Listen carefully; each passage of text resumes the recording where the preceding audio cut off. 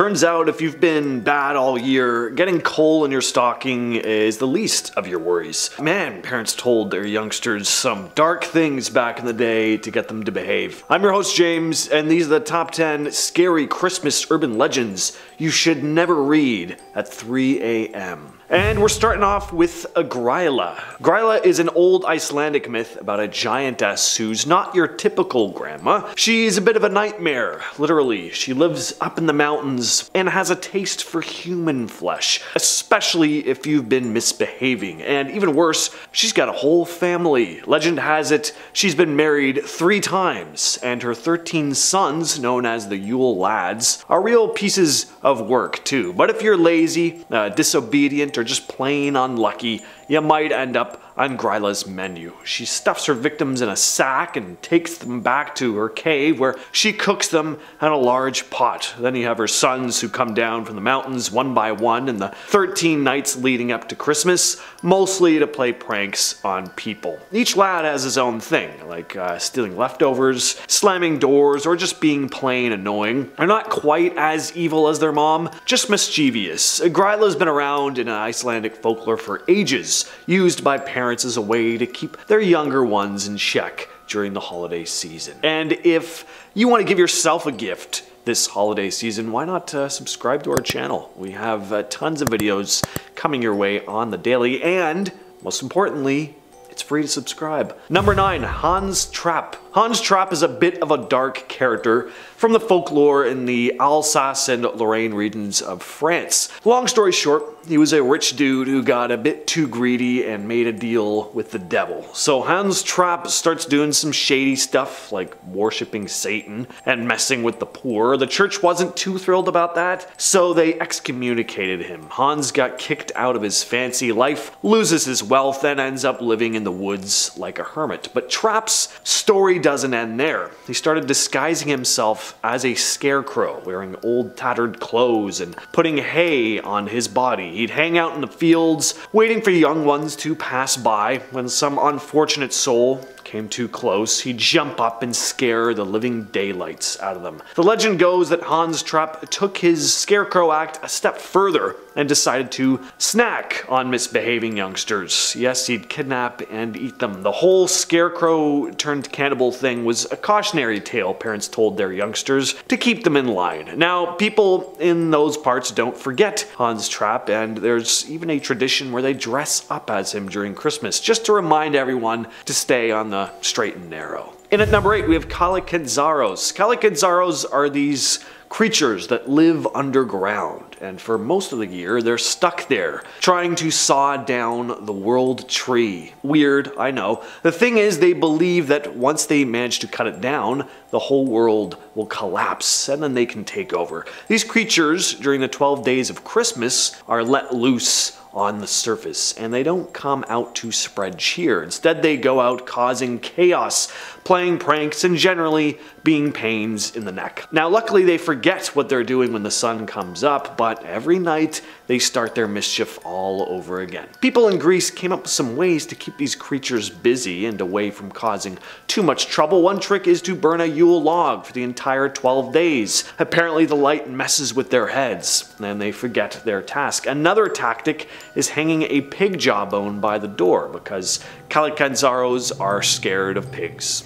Go figure. Next on the list is the Yule Cat. This is a giant cat from Icelandic tales, and it's incredibly strange. A lot of the stuff on this list is like, don't be bad, or you'll get beaten or eaten. Harsh legends, but at least they make sense. This one is a bit out of left field. As the legend goes, this enormous cat shows up around Christmas Eve, and it's a real dink of a cat because it torments people who don't receive new clothes to wear on Christmas Eve. So yeah, if you're not rocking some fresh threads for the holidays, this cat will come along and just straight up eat you. Back in the day, getting new clothes before Christmas was a big deal, and to make sure everyone got their act together, the Yule Cat legend was born. I don't know why I asked to take it all out on the people that don't get the clothes, though. That's not really up to them, but it's a cruel world out there. Number 6, Perchta. Alright, this one gets pretty intense. Forget just eating people. Things get very gory and specific here. Perchta, also known as Frau Perchta or Perchta, is said to roam around during the 12 days of Christmas from late December to early January. Now, she's got a bit of a dual personality thing going on. On one hand,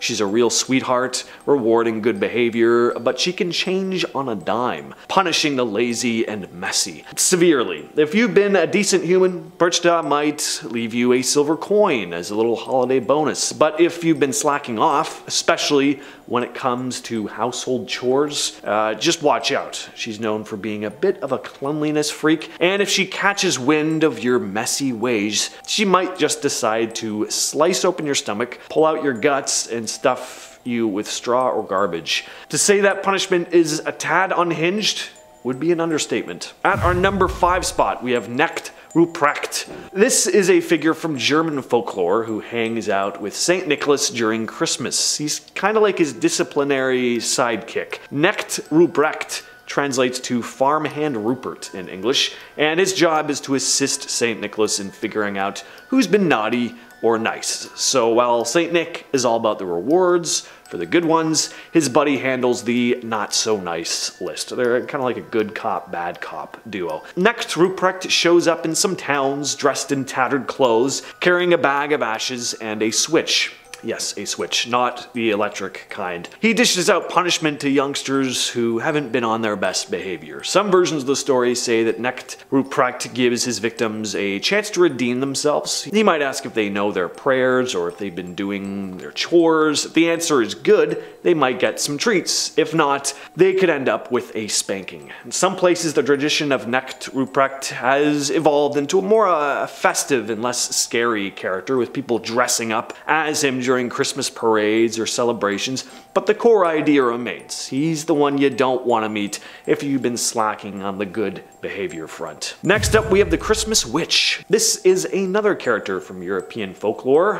In some cultures, there's a tale of a Christmas witch who doesn't ride on broomsticks, delivering presents. Instead, she's on the lookout for misbehaving folks during the holiday season. Legend has it that this Christmas witch wanders the streets on Christmas Eve, peeking into houses to see if everything is in order. If she catches wind of any bad behavior or disobedience, she might decide to bring some not so festive consequences. Although, according to this list, a lot of bad stuff happens around Christmas, so maybe it is festive. Now, the specifics of the Christmas witch legend vary, but common themes include the witch leaving coal or sticks in the shoes of the naughty ones instead of gifts. In some regions, people incorporate the Christmas witch into their holiday traditions. They might tell stories about her to encourage good behavior in children, or even stage events where someone dresses up as the Christmas witch to keep the holiday vibes in check. At number 3, we have the Living Nutcracker. The story goes that an old toy maker put a spell on a nutcracker, giving it life.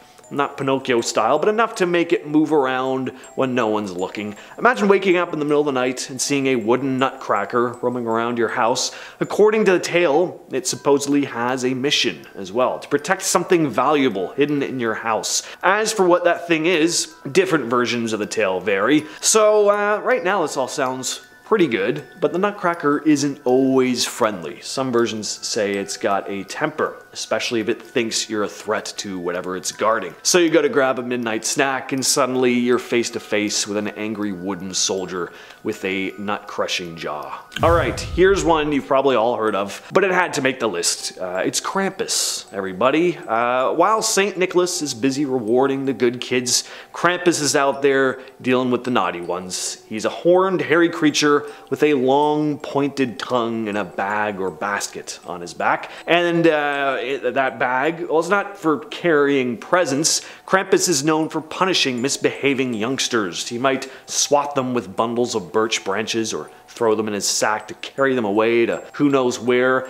At the very least, he'll be leaving lumps of coal in your stocking. In many regions, there's a tradition called Krampusnacht, where people dress up as Krampus and roam the streets, scaring the living daylights out of anyone in their path. Now, the Krampus legend, it's been around for ages. It's become a mix of folklore and modern pop culture in recent years. Krampus shows up in tons of movies, many of which you can find for 10 cents in discount bins or for free on Tubi. Quality flicks. You can even find Krampus greeting cards, because nothing says Merry Christmas like a horned devil monster who terrorizes young people. Alright, let's wrap things up with the Belsnickel, yet another character from German folklore. Europeans really do Christmas spooky. A Belsnickel is like the eccentric uncle of holiday characters. He's known for his distinctive appearance, often dressed in tattered fur-covered clothing, and he carries a switch or a whip. Oh joy. Now, unlike some of his more extreme counterparts, Belsnickel is not necessarily a punisher of the naughty. Instead, he's more about maintaining order and tradition during the holidays. His approach is a bit different. He might give small gifts and treats to well-behaved folks, but if someone has been a bit unruly or neglectful of traditions, they might get a smack with his switch. With all that said, I've been your host James, and I'll catch you, yes you specifically, in the next video.